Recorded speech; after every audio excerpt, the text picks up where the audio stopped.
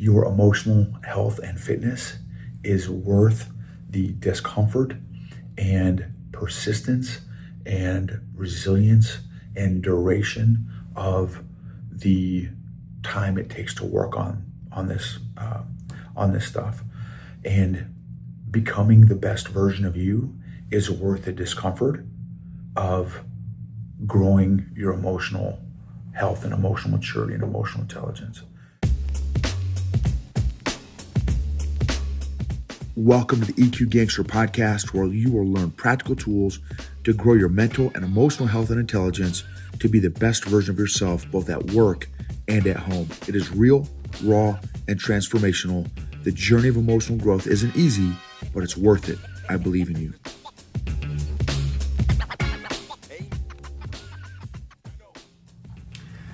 EQ Gangsters, what's up? A little shout out here from the oficina, the office.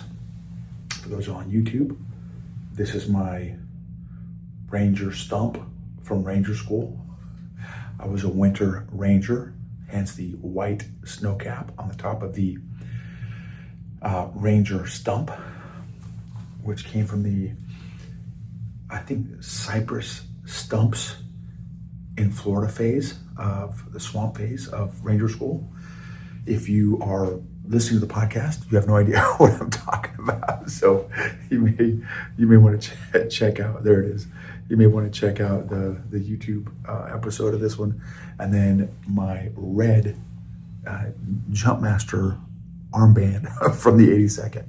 And the only reason I brought that in is our core values here at their company is grit, love, humility, own it and make it better. So this is my visual reminder of grit and owning it. a couple of our core values here. So this episode is going to be about the power of emotional reps. The power of emotional reps. So I am thankful for coffee. I am thankful for hot coffee. I'm thankful for coffee mugs. I'm thankful for traveling coffee mugs. I am thankful for coffee, French press coffee deals. Boom, right here. This is what I took to Israel with me when I was doing some stuff with folks from other countries while there. So this is my travel coffee press, which is super cool. And I am thankful for books and reading. I'm thankful for learning. I'm thankful for challenges. And I'm thankful for emotional reps. Okay, I've got my notes here. So for those y'all, again, that are on YouTube, you're going to see me looking down at my notes. Okay, the power of emotional reps. Here are ways. So I've been, serving in this role, this capacity as the Chief People Officer for 3 full months now. Over 3 full months. Just over 3 full months. And I have gotten so many reps doing a lot of emotionally charged, emotionally intense activities in 90 days that is priceless. It's the equivalent, I would argue, of doing jujitsu. That's why I love doing jujitsu, because you get back-to-back reps, and I need that for my improvement. I can't do 1 rep of an armbar today, and then 6 months from now, do another armbar, and then 6 months from now, do another armbar, and become proficient at it. Noble can't do that. I need 100 reps, 1,000 reps, and then maybe I'll start to get the armbar. Same thing with my EQ. It has done tremendous. It's had a tremendous impact on me to get this amount of reps with emotional, intense things in a short time period, because I am growing as a result of all these reps. Let me give you some examples of what I mean by some emotionally charged activities. And I'm just going to I've got a list of quite a few things here. I think 20 things. Multiple interviews for positions at every level in this company, from entry level to C-suite. And I'm literally sitting in on all these interviews. Those can be very emotionally charged. Typically, the people that are coming in for an interview for a job are feeling a particular set of emotions. Number 2, terminations. Number 3, resignations. Number 4, people with relationship challenges at home. 5, multiple team member conflict scenarios. Number 6, underperforming team members.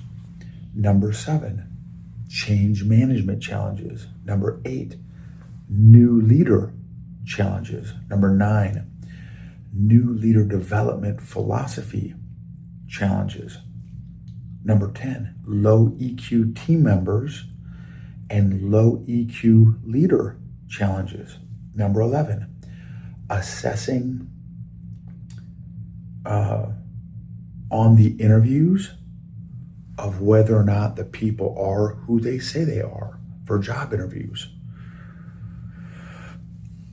Anyway, so that can be an emotionally charged, again, environment situation. Number 12, differing senior leader perspectives or approaches. Number 13, team members with serious challenges. Number 14, just regular business challenges. Number 15, customer challenges. Number 16, inter-department challenges. 17, intra-department challenges. 18, the pace of change challenges, which kind of goes back to number 7. 19, creating, instilling a new and different culture in an organization challenges. Number 20, talent management challenges. And I think I said, I didn't even, and a lot of those obviously are conflict, include conflict discussions and conversations. So, and none of those are abnormal to any other company on the planet, but being in the role that I'm in as the chief people officer, I get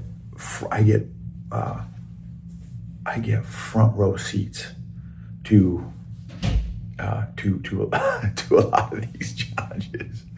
Like I'm in the middle of a lot of these challenges because of the role that I'm in. Here are some of my lessons. I have 10 lessons and maybe more, but right now it's 10 lessons. So lesson 1, EQ affects almost every single business decision, whether or not the leader is aware of how their emotions are affecting their decisions. Number 2, dedicated reflection time for leaders is a non-negotiable.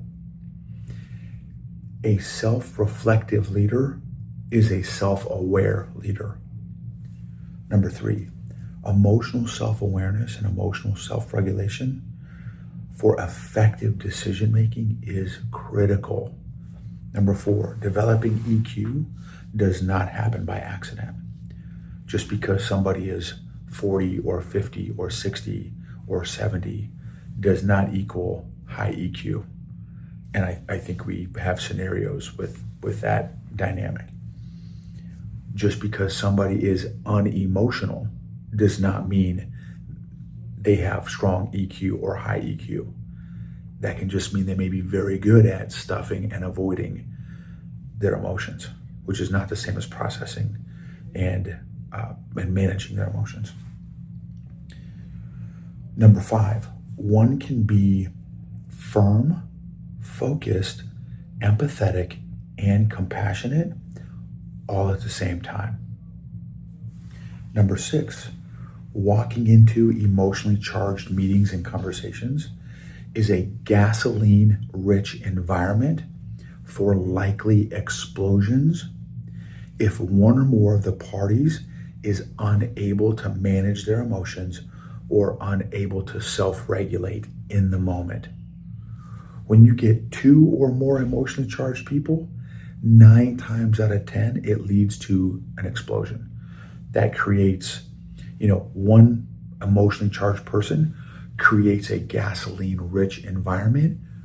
2 or more emotionally charged people, 98% chance there's going to be an explosion somewhere in that conversation. Number 7, many times I don't have the luxury of emotionally preparing for an emotionally charged conversation, which is why it's so critical to always be working on my EQ. Today's a perfect example. I literally went from one emotionally charged conversation to another emotionally charged conversation to another emotionally charged conversation. And I had no time to prep for each of those emotionally charged conversations before I walked into them. So thankfully, I've been working on my EQ. Guys, I never would be able to do the job I'm doing right now if I hadn't been working on my EQ. No joke. Number 8, emotional calmness can overcome emotional flooding with self-regulation in the moment, curiosity, clarity, and simplicity, and calmness. Number 9, leaders need to learn how to emotionally self-regulate, real-time, and emotionally reset between meetings so their emotional load or emotional burden doesn't gradually increase throughout the day and then ultimately lead to some possible explosions at home. No fault of the family at home. That leader did not know how to manage that ongoing emotional load throughout the day, so it just kept growing and growing and growing until explosion at home.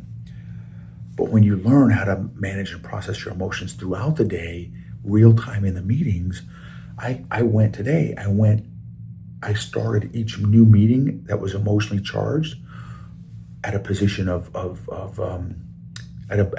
calm. I walked into every intense meeting emotionally calm, and then got done with that emotionally intense meeting, walked into the next meeting emotionally calm, only because I've been working on my EQ for a decade. And then number 10, develop daily emotional disciplines to increase cognitive and emotional capacity and leadership agility. Your emotional health and fitness is worth the discomfort and persistence and resilience and duration of the time it takes to work on this stuff. And becoming the best version of you is worth the discomfort of growing your emotional health and emotional maturity and emotional intelligence. If this episode was helpful or resonated with you or a team member, man, please share this with one of your colleagues or coworkers or somebody in your military unit if you feel like it would add value to them.